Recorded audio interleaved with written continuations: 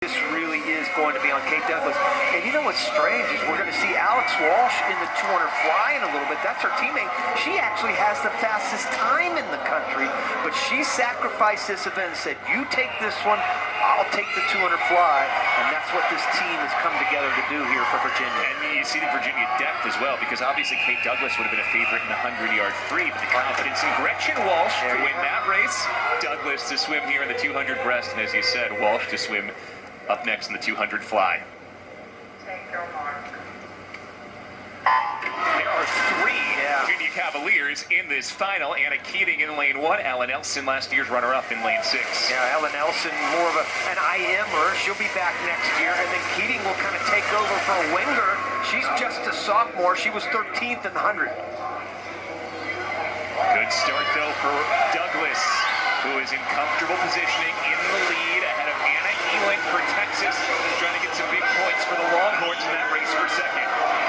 Elin had a spectacular swim in the prelims yesterday in the 100 breaststroke. I think that would have ended up finishing second. She faded in that 100 yesterday, but she'll be tough here in the 200. Elin slightly ahead of Douglas through the first 75 yards.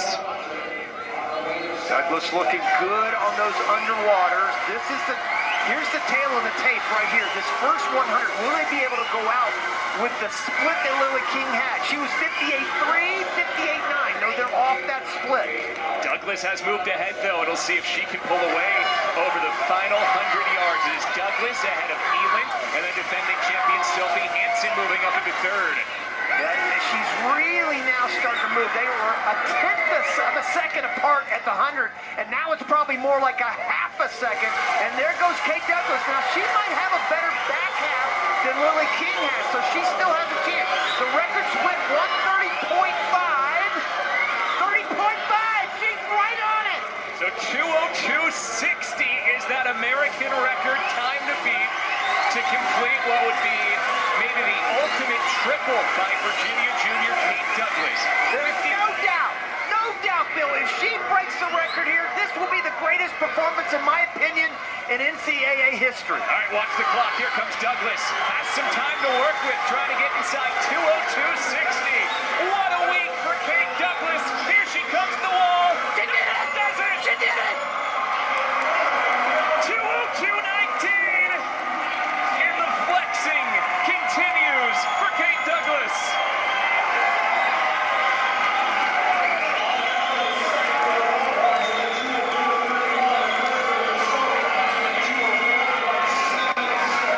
Well, you can now put, I'm going to write it out, G.O.A.T.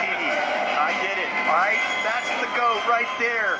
In NCAA history, nobody has had a performance overall, the versatility that Kate Douglas did right then.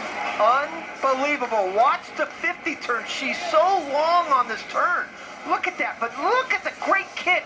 The momentum she had from that kick propelled her into that wall, and she still had a great turn. Elin hanging right there with her, though you know she had a good swim. She was second with 2:04.3. Watch this last turn, though. Oh, she looked beautiful. I knew, based on the prelims, she was going to have a great swim. Did I think she was going to break the record by half a second? I'm not going to lie, I didn't think that, but I did think she had her chance at the record. And there she goes.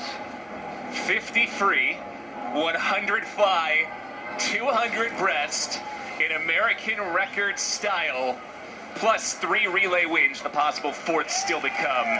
Kate Douglas, absolutely incredible, and with Elizabeth Beisel once again.